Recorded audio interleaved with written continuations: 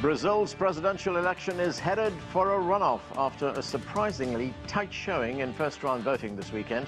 It's set to be an epic matchup of left versus right. But of course, so much more as well. We will unpack all of it tonight. I'm Arnold Naidu, and this is The Heat.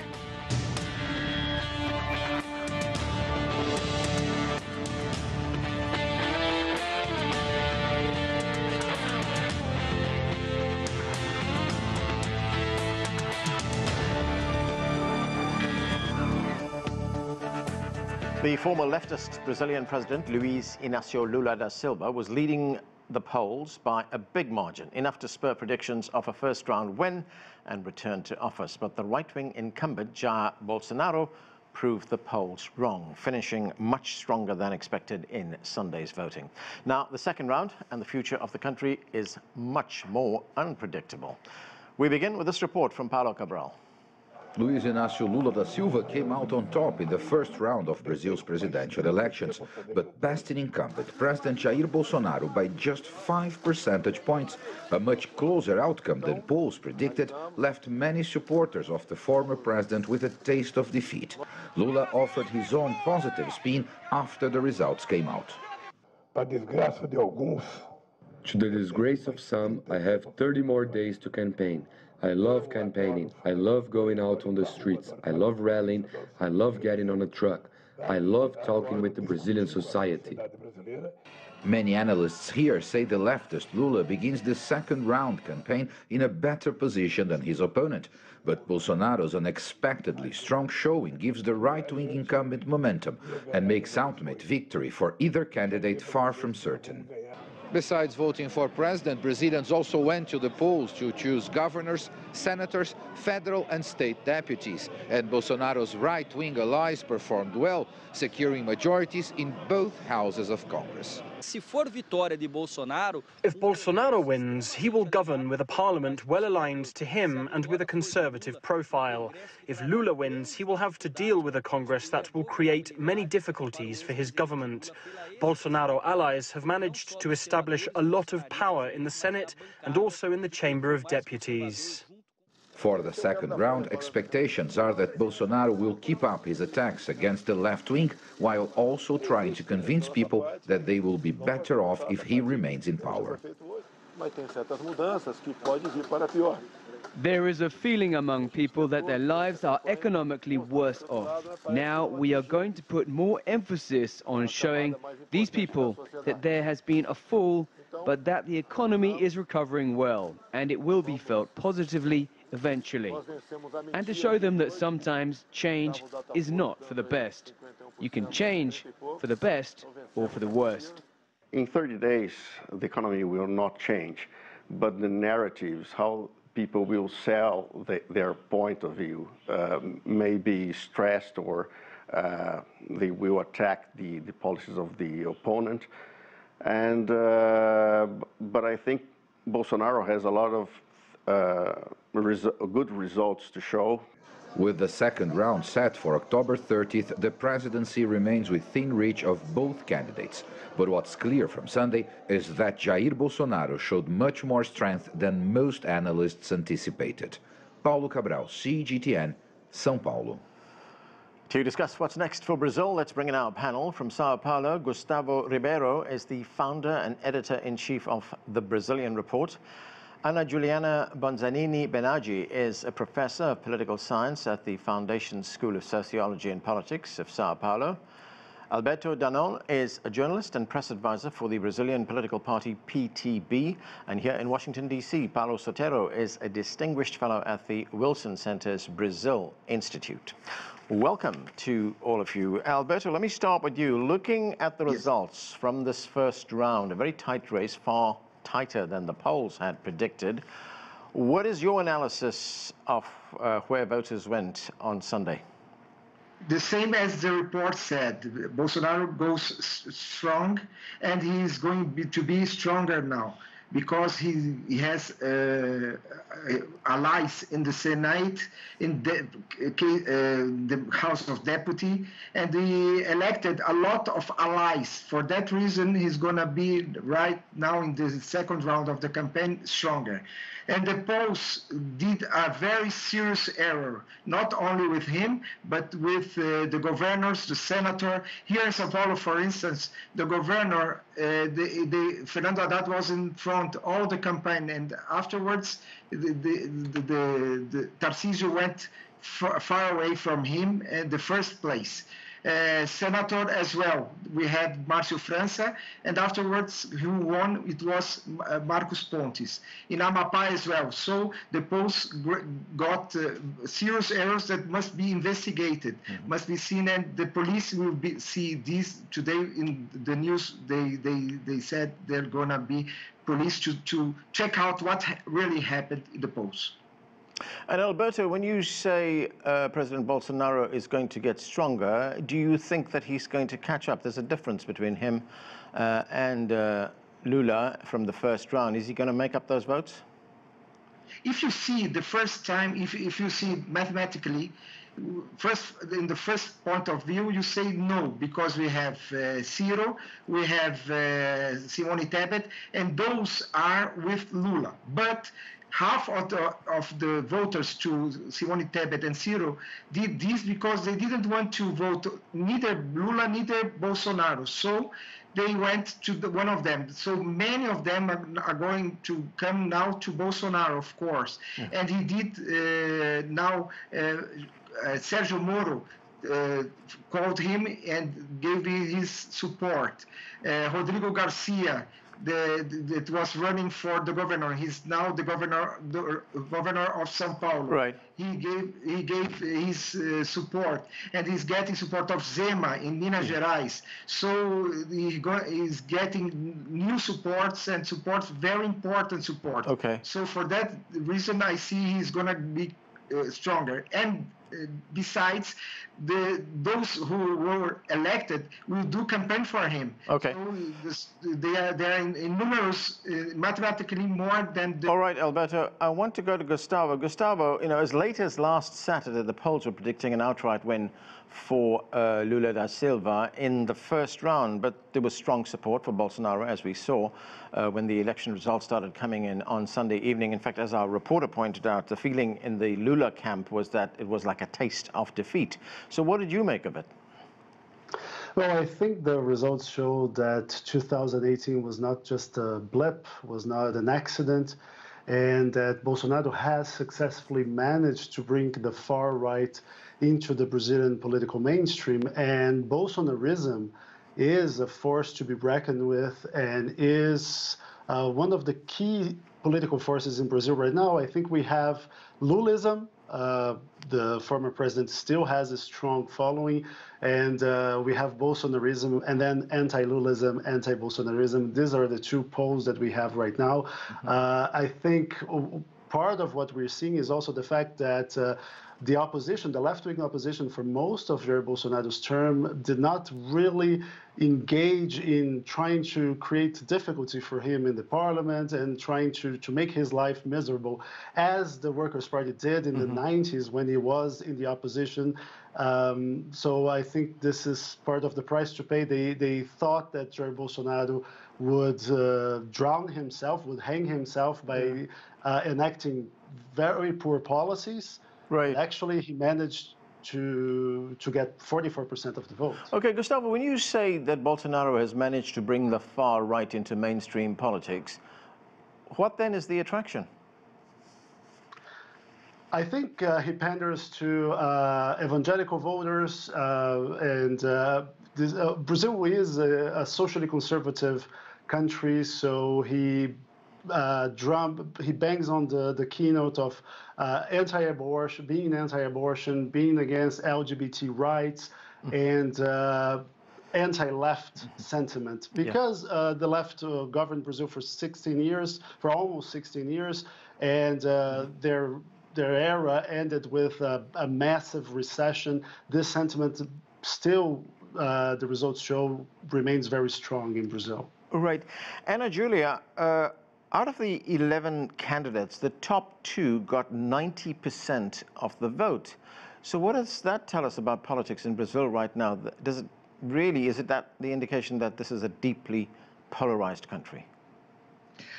Yes, I actually agree a lot with what Gustavo pointed out, that the results of Sunday doesn't show that Bolsonaro succeeded while in government, but that the Bolsonarism is a really strong movement, and it is deep within the society. Also, that despite Lula getting the most of the votes, it was 57 million votes, 48.4%, and the highest amount of votes that a president got in the first round. We still have a deeply polarized country. And the main forces that will be on trial for the second round is the Lulismo against Bolsonarismo, but also anti-Bolsonarismo and anti-Lulismo. So we can see that Bolsonarismo has a huge part on our society today, as Trump and the Trumpist movement has on United States. And all these forces will be highly debating for the second round, but I do believe that it doesn't show the strength of Bolsonaro as president, but the strong movement that Bolsonarismo have become. So, Ana Julia, looking at that second round, which will take place on October 30th, I mean, we know that 90% of the vote went to the top 2 candidates. That doesn't leave much to move around to determine who will ultimately become the president. I mean, can that remaining 10% make much of a difference?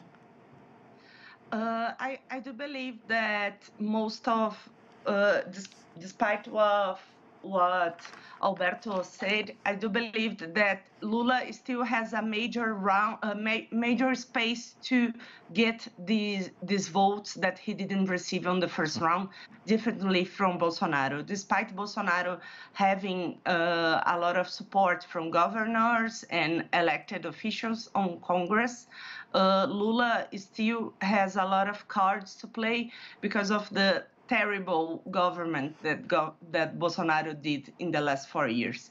And he has a lot of rejection. Yeah. He is the president that has the least, the more people, a lot of people is completely against his time in office. Right. So I do believe Lula has a lot to gain on this 10%. Okay. Securing a win, but it will be a tight one for sure. Yeah. Paulo Sotero, I want to look at how this election is being viewed in the United States. But first, very briefly, what is your take on the outcome of the first round? Well, Lula won a very tight victory. 5% is enough to be a winner, but it's not enough to go to the second round assured of victory. Which would be the normal thing to expect. What Lula faces now is a challenge to find 1.5% of the total electorate. In that sense, he is closer to victory than Bolsonaro, but anything could happen. I personally believe that Lula will be elected and will have a hell of a challenge to govern with a minority in Congress. It's not new for him, right? But I think the poison that exists in Brazilian society, the political poisonous atmosphere, could lead us to all types of confrontations. And Bolsonaro is not particularly a very responsible politician. So I'm fearful for that reason. Right, Paulo, of course, you're right, he will be facing a very hostile Congress. Of course, the election is being followed very closely here in the United States. This is what Steve Bannon, President Trump's former chief strategist had to say. Let's listen. This election is the second most important election in the world, right? In the most important elections ever in South America. Bolsonaro will win unless it's stolen by, guess what? The machines. The machines. And I should add, Paulo, that the United States Congress passed a resolution supporting democratic institutions in Brazil. But, you know, listening to Steve Bannon, that why is Brazil so important for the United States? Well, Brazil is the largest country in the hemisphere after the United States. Brazil is a producer of many important things. Brazil is home to the largest rainforest in the world, key to, you know, climate change. Bolsonaro has done a terrible work on that. I believe that the United States, by the way, has kept a very neutral position, was very careful. You know, if despite what Mr. Bannon says, Mr. Bannon here in the United States is about to go to prison. But despite what he says, the process, the electoral machine in Brazil proved once again that it's very good, it works, and whoever wins on the 30th of this month will be proclaimed the winner. The result will be accepted. Right. And I believe that Bolsonaro has no alternative but accept the results, because it is the same system that allowed his supporters to have a very important victory in the parliamentary and in the gubernatorial election. All right, let me go to Alberto on that question. Alberto, President Bolsonaro has questioned the credibility of the election process, particularly the voting machines that have been used. He says that it could open the way to fraud, although he's provided no evidence of that. And during the debates, he also refused to answer a question on whether he would accept the outcome of the election. So, looking ahead to the second round, is he going to accept the outcome if he loses? First of all, I don't think he's going to lose it. He's very strange. He's doing a very good government. He is giving more money to assistance that Lula gave. The prices of oil are losing down, and he's doing all the efforts besides the COVID pandemic. So he's doing, he must show the people the good government he's doing. People must know what he did to the northeast of Brazil. He delivered some works that the other government didn't finish. They began and didn't finish. This government finished and did a very good work. So I think if he says something like this, he has an evidence. But you see, 30 years of the same system. We must check out banks do everything with backup in paper. Why don't they do not want to have paper as well? Not only this, to be like this with papers.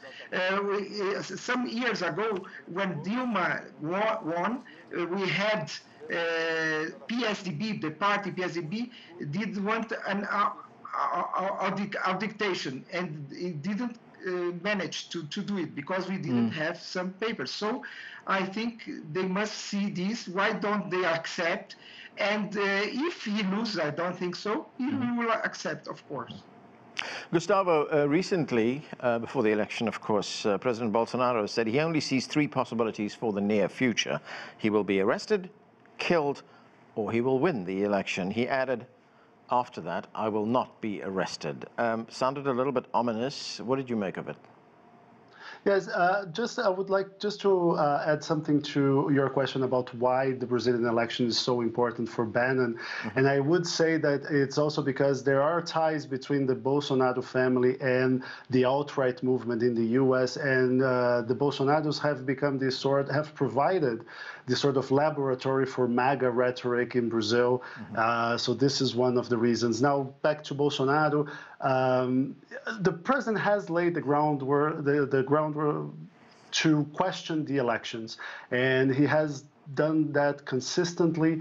Our electoral system that we have been using for 30 years has never faced one credible fraud allegation. It has allowed Bolsonaro to win multiple elections, including the presidency.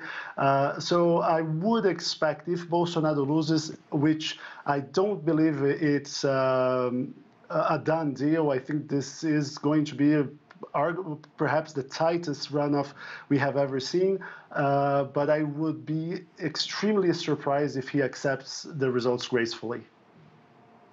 Ana Julia, a Brazilian political analyst who appears on the show pretty often, actually, Tiago de Aragão, he was quoted in the New York Times as saying this. He said, "This election is a demonstration of how voters in a polarized country unify themselves around what they hate instead of what they love."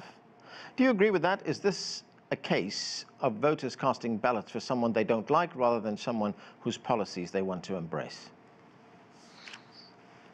Yeah, I do believe we have an hybrid political culture in Brazil, talking about society in general. People tend to embrace democracy and say it's the best possible government, but when it comes to crisis, it's often questioned if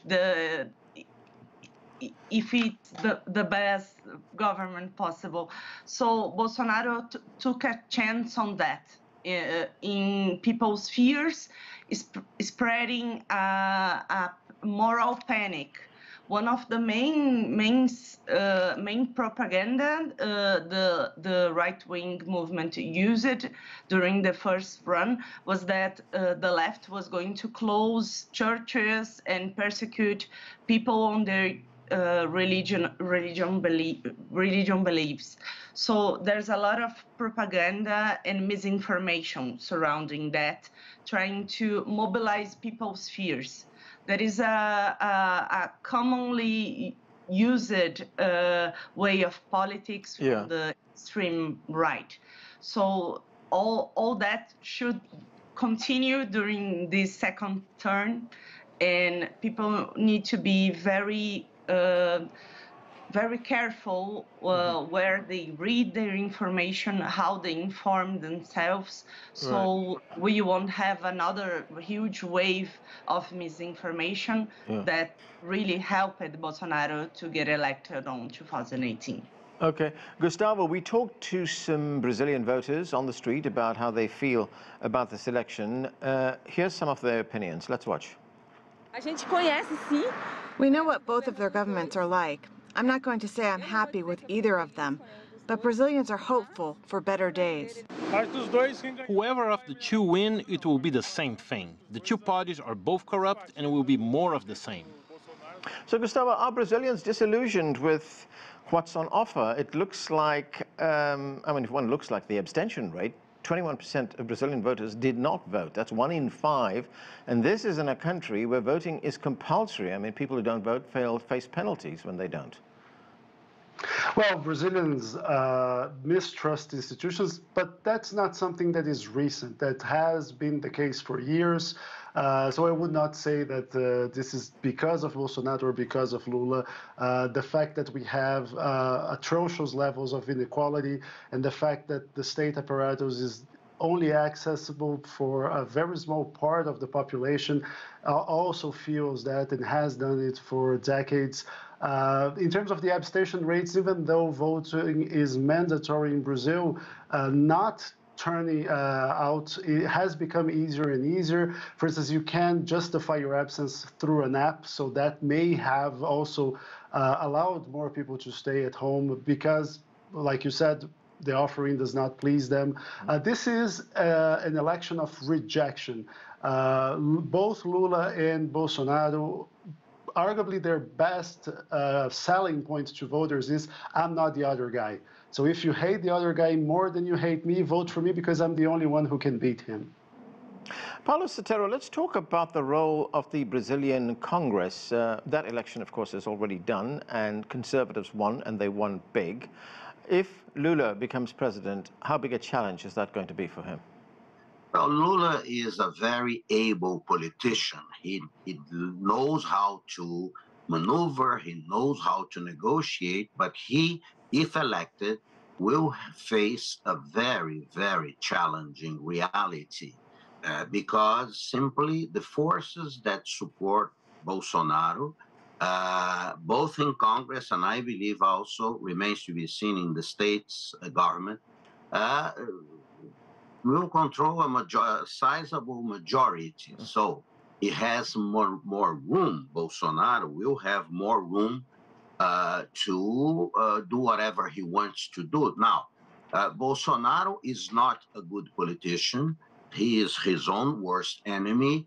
And this gives Lula, in terms of post-election, Lula wins, which is my prediction. Bolsonaro will do lots of things he should not do. He is not a very sophisticated politician. Lula, in that sense, is. But, Anand, this is an unprecedented situation in Brazil, and we have to follow the campaign in the next weeks and wait until the vote. This is only be assured that every vote will count. I believe that it will be peaceful elections. Brazilians love to go to vote. In my time, used to be a day of happiness, of people enjoying, meeting friends in the voting. It's not now, not anymore. It's a much more tense atmosphere. But you have to wait. There is no way of predicting this. Yeah, Ana Julia, I've only got about 30 seconds left, and I'm wondering how big a role did the Brazilian economy play in this election? I mean, if you look at the global situation right now, there's possibility of a recession coming around the globe. There's inflation in many, many countries. Brazil, although, one has to say, we've seen the Brazilian currency appreciate against the dollar. We've seen the Brazilian stock market do very well. So how big a role did the economy play? I think it really played a big role because in not only the economy, but the perception that people in general have gotten poorer. Brazil went back to the hunger map lately, and we really increased the difference between the different social classes. Like who were richer got richer, and people that were poorer, and even the middle class got poorer. Ana Julia, we are going to have to leave it there. We have run out of time. Thanks to all of you for being with us on the show. That is it for this edition of The Heat. I'm Anand Naidu in Washington, D.C. Thanks for watching.